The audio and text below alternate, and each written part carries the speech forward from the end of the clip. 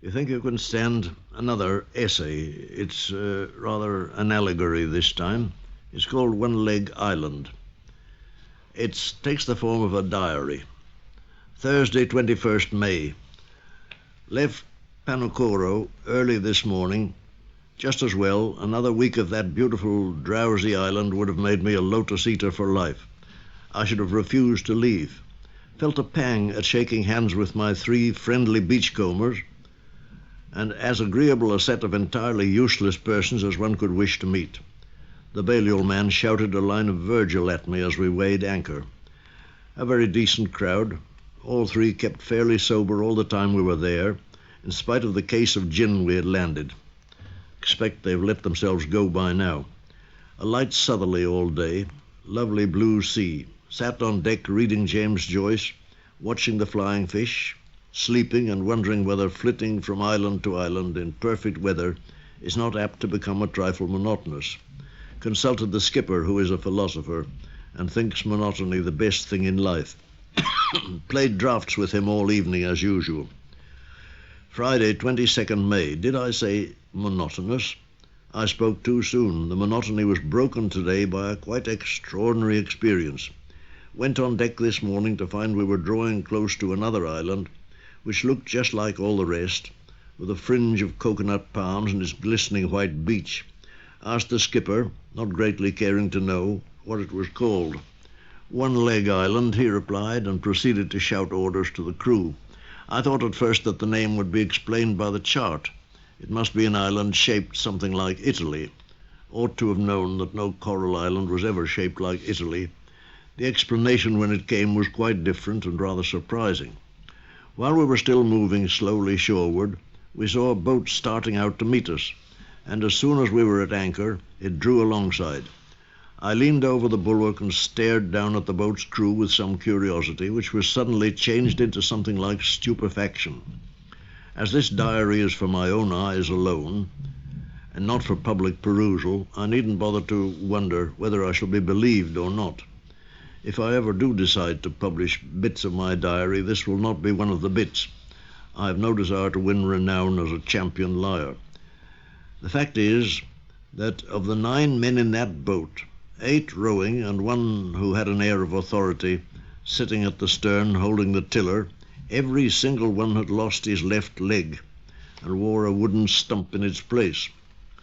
For a long time I stared, half incredulous, at this extraordinary spectacle, and then lifting my eyes and looking landward, we had anchored close inshore, I saw a sight more extraordinary still. The inhabitants, as usual in these islands when a ship arrives, had come crowding down to the beach. I looked at them and at once began to fear for my sanity. Was it a nightmare, or was it the after effect of that cup of kava which my friendly beachcombers induced me to drink a few days ago, or was it a touch of sun? The skipper set these personal fears at rest by remarking as he passed me, "Rum-looking crowd of cripples, ain't they?" It was an enormous relief to learn that he saw what I saw. But the unbelievable fact remained. Every man, woman and child on that beach, except a few toddling infants, had a wooden stump instead of a left leg. I cried out desperately to the skipper to tell me the meaning of the prodigy, but he, as I've often had occasion to remark in this diary, had a marvellous faculty of taking things for granted. What? Oh, well, I reckon they was born that way, he said, and when I pointed out excitedly that the youngest children had both legs intact, he brooded for a moment and then said, "Yes, it do seem queer, don't it?" As if the queerness had never struck him before, though I knew he had called at the island a score of times. Anyway, you'd better ask 'em, if you're set on knowing. We'll be staying here a couple of hours, landing stores and shipping copra. You can go ashore and find out about it.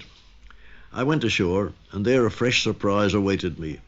Chatting with this and that islander, they were a friendly lot, childlike and garrulous, I was dumbfounded to discover that they, like the skipper, took things for granted. It was the custom of the island to cut off every child's left leg just above the knee at the age of 6. Why this was done, or what was the origin of the monstrous practice, nobody seemed to know or care. No one was interested in history. It was the custom, and that was all about it. Finally, I found a patriarch of incredible age, the great-grandfather of some of the children, and received from him a long-winded explanation of the prodigy. I shall set down his tale here in my own language, which will not be so picturesque as his, but considerably more concise. About 60 years ago, the good ship Sea Serpent was reported to have foundered with all hands somewhere in the Pacific. The report was not correct. Some 20 men and women, mostly passengers, escaped in the longboat, and after weeks of extreme suffering, arrived at this island. The passengers showed their personal peculiarities by the possessions they had saved from the sinking ship. One of them, a doctor by profession, had clung to his case of instruments. The one thing that nobody remembered to bring was an adequate supply of provisions. Consequently, at the end of the third day in the boat, they were enduring agonies of hunger and thirst. At such moments, men have been known to turn to cannibalism for relief from the torture, and some of the stouter members of the party noticed with disquietude that they were being stared at somewhat persistently. But when one man, the boatswain, put his thought into words, the majority held up their hands in horror, for they had been well brought up in respectable homes, and the idea of killing and eating one of the party was abhorrent to them. Better death than cannibalism, they passionately announced. The doctor, evidently a man of strong common sense, saved the situation. He pointed out that Providence had inspired him to bring his surgical instruments with him. The finger of Providence plainly pointed the way of salvation. He argued that with great force that while to kill a man and eat him was undoubtedly cannibalism, and therefore reprehensible, to amputate a man's leg was not to kill him, and to eat an amputated leg was not cannibalism at all. Loud applause greeted this speech, and to cut the matter short, the unhappy party presently found themselves drawing lots. The lot fell, my patriarch remembered, on a Mr. Brown. The boatswain anesthetized him with a powerful blow under the chin. The doctor then removed his left leg with skill and dispatch and cut it neatly into 20 equal portions. One of the women showed signs of hysteria, declaring that the eating of a human leg, cannibalism or not, was decidedly unladylike.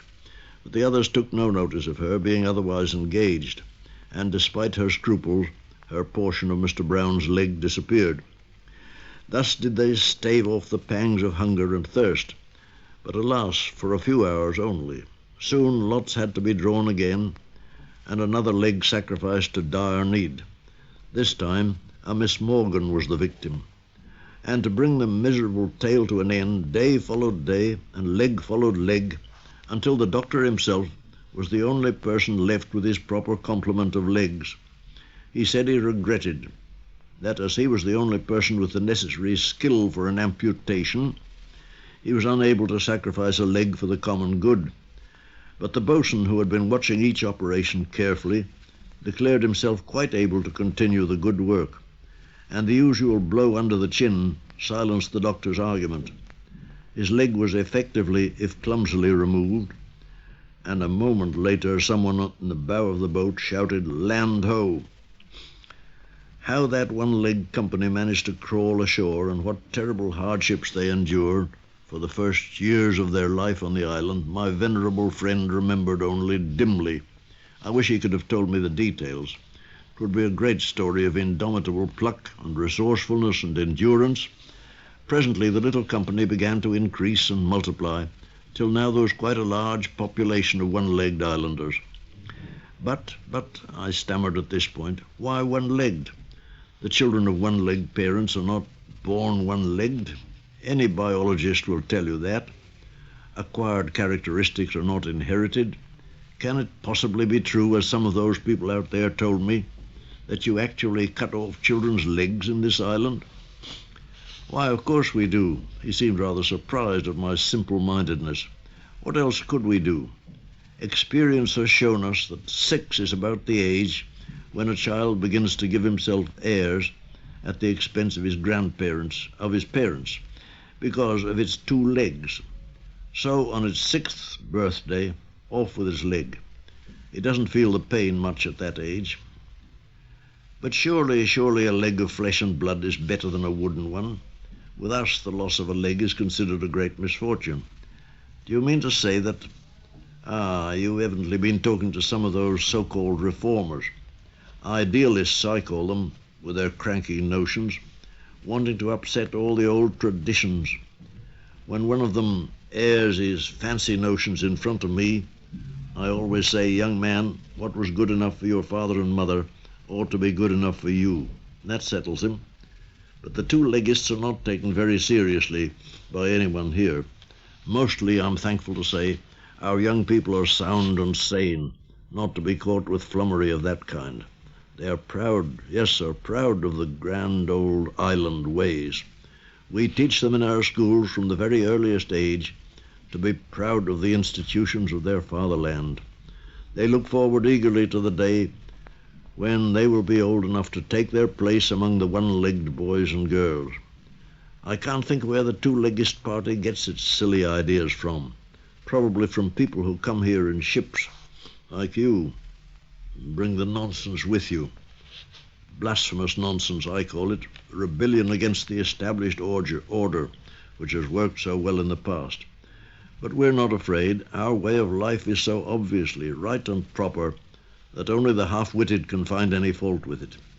You ought to hear the school children every morning shouting the national slogan, "One man, one leg, as it was in the beginning, is now and ever shall be." None of your new-fangled, cranky notions will upset their solid good sense. Set sail at dusk. Play draughts with the skipper all evening. I don't know whether it's necessary to tell you that that is meant as a political allegory, that essay, but it is necessary to tell you that an acquaintance meeting me just after that story had appeared in the papers told me that he was shy about it, but he said he didn't believe a word of it. He thought I'd made it up myself. I had to look shocked at that. Well, that's the end of that story.